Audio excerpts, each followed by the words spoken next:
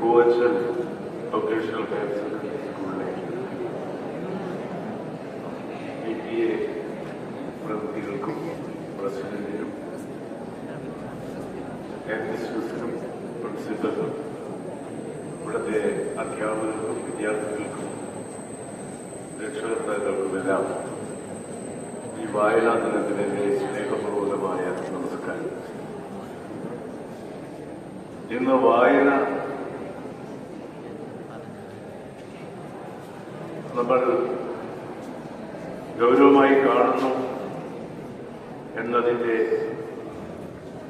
സൂചനയായി പ്രതീകമായി ഓർക്കുന്ന ദിവസമാണ്.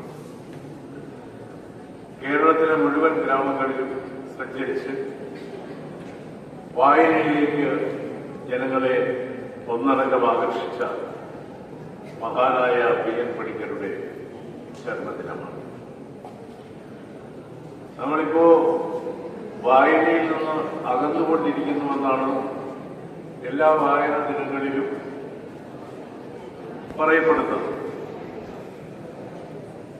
കാരണം പുതിയ ഇലക്ട്രോണിക് ഗാഡ്ജറ്റ്സ് എല്ലാം വന്നപ്പോൾ മൊബൈല് നമ്മുടെ കയ്യിൽ എപ്പോഴും ഒരു കൂട്ടുകാരനെ പോലെ കൊണ്ടു നടക്കുമ്പോൾ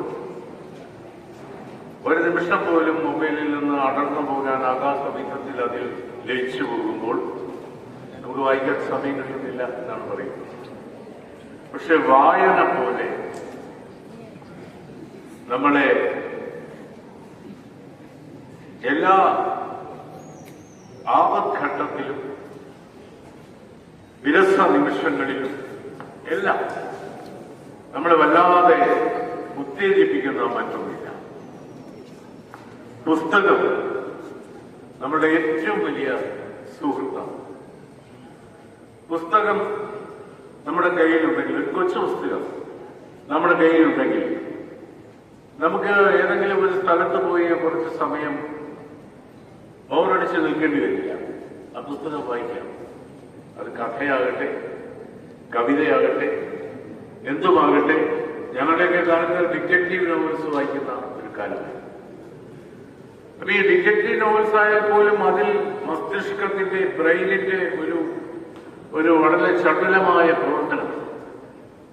ഈ വായനയിലൂടെ നമുക്ക് കിട്ടുന്ന ഒരു സുഖം, വായന നമ്മുടെ ചിന്തയെ ഉണർത്തുന്ന വിധം മറ്റ് ടെലിവിഷനിലൂടെയോ സിനിമയിലൂടെ പോലുമോ ഒന്നും കിട്ടില്ല.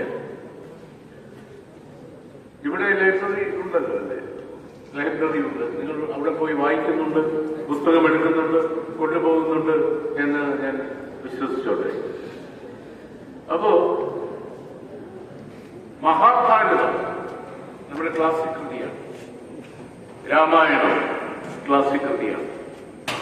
അപ്പൊ അതിലെ ഒരുപാട് സംഭവങ്ങൾ, ഒരു മനുഷ്യാവസ്ഥയിൽ നേരിടേണ്ടി വരുന്ന ജീവിത മുഹൂർത്തങ്ങൾ എല്ലാം ഈ മഹാഭാരതത്തിലും രാമായണത്തിലും എല്ലാം അടങ്ങിയിരിക്കും.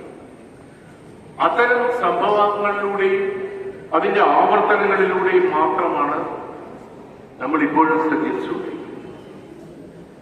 മഹാഭാരതത്തെക്കുറിച്ച് ഒരുപാട് പുസ്തകങ്ങളുണ്ടെങ്കിലും എന്നെ ആകർഷിച്ചിട്ടുള്ളത്, ഞാൻ പോകുന്ന സ്ഥലങ്ങളിലെല്ലാം ഇതുപോലെയുള്ള വായനാ ദിനങ്ങളിലും മറ്റും ഞാൻ ശുപാർശ ചെയ്യുന്നതും ശിവാജി സാവന്ത് എന്ന മറാഠി സാഹിത്യകാരൻ മൃത്യുഞ്ജയം എന്ന പേരിൽ മറാഠിയിൽ എഴുതിയ കർണന്റെ കഥയാണ്.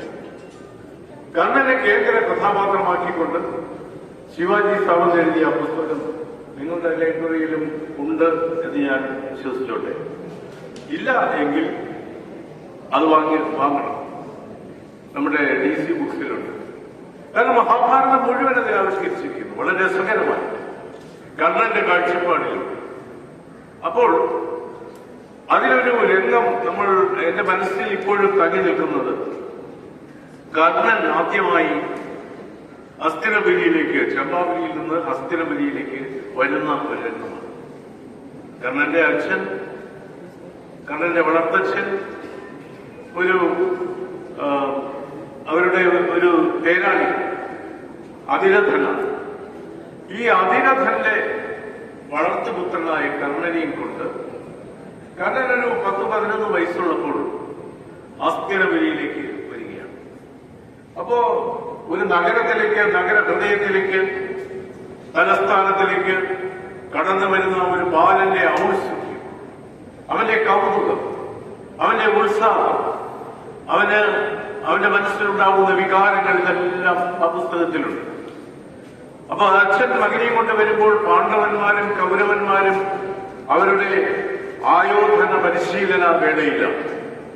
അവരുടെ മാസ്റ്റർ എന്ന് പറയുന്നത്, അവിടുത്തെ ഫിസിക്കൽ എഡ്യൂക്കേഷൻ മാസ്റ്റർ എന്ന് പറയുന്നത് ദ്രോണാചാര്യ. ദ്രോണാചാര്യർ അസ്ത്ര ശസ്ത്ര വിദ്യകൾ പഠിപ്പിച്ചുകൊണ്ടിരിക്കുന്ന ആ വലിയ മൈതാനത്തിലേക്ക് കർണന്റെ കൈപിടിച്ചുകൊണ്ട് പടവുകൾ ഇറങ്ങി അതിരഥൻ വരുമ്പോൾ കർണന്റെ കണ്ണുകൾ ചെന്ന് നിൽക്കുന്നത്, തറച്ചു നിൽക്കുന്നത്, വളരെ ഡൈനാമിക്കായിട്ട് നിൽക്കുന്ന, വളരെ ചടുലമായി നിൽക്കുന്ന അപ്പോ മിടുക്കരായ വിദ്യാർത്ഥികൾ അവരെ കാണുമ്പോൾ അറിയാം, അവര് എപ്പോഴും പഠിപ്പിക്കുന്ന അധ്യാപകന്റെ മുഖത്ത് വളരെ സൂക്ഷ്മമായി ജ്വാലകൾ കടക്കുന്ന വിധത്തിൽ കണ്ണിൽ തിളക്കത്തോടെ നിൽക്കും. അവർ സംശയങ്ങൾ ശ്രദ്ധിക്കും. അവർ അധ്യാപകന്റെ ഓരോ ചലനവും ശ്രദ്ധിക്കുന്നുണ്ടാവും. അങ്ങനെ വളരെ ജാഗരൂകനായി നിൽക്കുന്ന അർജുനനെ കണ്ടപ്പോൾ ചെറുപ്പക്കാരൻ പെട്ടെന്നേക്ക് നോക്കുകയാണ്. അത് ഇതുവരെയും ശാസ്ത്രത്തിന് പിടികിട്ടാത്ത ഒരു കാര്യമാണ്. നമ്മളെ ഒരാള് ഏതെങ്കിലും ഒരു ഭാഗത്ത് നിന്ന് സൂക്ഷിച്ചു നോക്കിയാൽ നമ്മൾ എങ്ങോട്ട് തിരിഞ്ഞു നിന്നാലും ശരി, നമ്മൾ പെട്ടെന്ന് ആ ഭാഗത്തേക്ക് നോക്കും. നിങ്ങൾക്കെല്ലാം അങ്ങനെ ഒരു അനുഭവം ഉണ്ടായിട്ടുണ്ടാവും എന്ന് ഞാൻ കരുതുന്നു. പെട്ടെന്ന് അർജുനൻ നോക്കുന്നത് കർണന്റെ മുഖത്തേക്കാണ്. നോക്കുമ്പോഴുണ്ട് ഒരു പുതിയ പയ്യൻ, അവിടെയൊന്നും അവർ കണ്ടിട്ടില്ലാത്ത പയ്യൻ. പക്ഷേ കർണന്റെ കണ്ണുകളിലും ജ്വാലയുണ്ടായിരുന്നു, ആത്മവിശ്വാസത്തിന്റെ തിളക്കമുണ്ടായിരുന്നു. അച്ഛൻ മെല്ലെ അതിനെ കൈപിടിച്ചുകൊണ്ട് വീണ്ടും പടവുകൾ ഇറങ്ങി ഗുരുനാഥന്റെ അടുത്ത്, അർജുനന്റെയൊക്കെ സമീപത്ത് ചെന്ന് നിൽക്കുമ്പോൾ അർജുനന്റെ കണ്ണുകൾ കർണന്റെ കണ്ണുകളിലേക്ക് ജ്വാലകൾ പടർത്തി മുന്നോട്ട് പോകുന്നു. കർണനും അതേപോലെ അർജുനനെ സൂക്ഷിച്ചു നോക്കുന്നു. അവിടെയാണ്, ആ രംഗത്തിലാണ് ശിവാജി സാവന്ത് ഒരു ചെറിയ മാജിക് കാണിക്കുന്നത്. ഇവരിങ്ങനെ പരസ്പരം നോക്കി നിൽക്കുമ്പോൾ ആകാശത്തിലൂടെ ഒരു ഗരുഡൻ പോകുന്നുണ്ടായി. ആ ഗരുഡന്റെ ചുണ്ടിൽ ഒരു സർപ്പം കുത്തിവെച്ചിരുന്നു. ആ സർപ്പത്തെയും കുത്തിക്കൊണ്ട് ആകാശത്തിലൂടെ പറന്നുപോയ ഗരുഡൻ, ആ ഗരുഡന്റെ ചുണ്ടുകളിൽ നിന്ന് ആ സർപ്പം അടർന്ന് താഴെ വീഴുകയും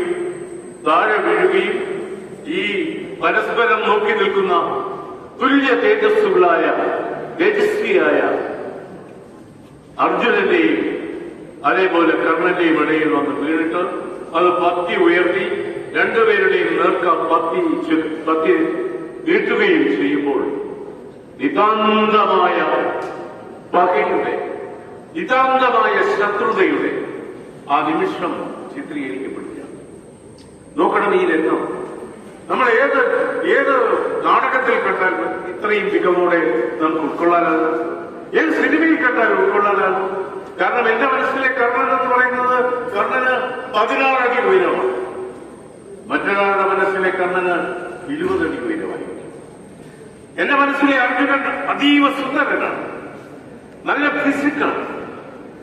നമ്മുടെയൊക്കെ മനസ്സിലുള്ള ഈ ചിത്രങ്ങളെ അതേപോലെ ആവിഷ്കരിക്കുവാൻ സിനിമയിലെ കഥാപാത്രങ്ങളെ അവതരിപ്പിക്കുന്ന നടന്മാർക്ക് സാധിക്കുമോ എന്നുള്ളതാണ് എന്റെ ചോദ്യം. വായനയിലൂടെ നമ്മുടെ മനസ്സിലേക്ക് കടന്നു വരുന്ന ബിംബങ്ങളുണ്ടല്ലോ, ചിത്രങ്ങളുണ്ടല്ലോ, ആ രൂപങ്ങളുണ്ടല്ലോ, അതെല്ലാം മറ്റൊരു മാധ്യമത്തിലൂടെ നമ്മളെ വല്ലാത്ത ഒരു സങ്കല്പത്തിന്റെ, ഭാവനയുടെ മഹോന്നതമായ, മാസ്മരികമായ, മതോന്മത്തമായ ഒരവസ്ഥയിലേക്ക് എത്തിക്കും.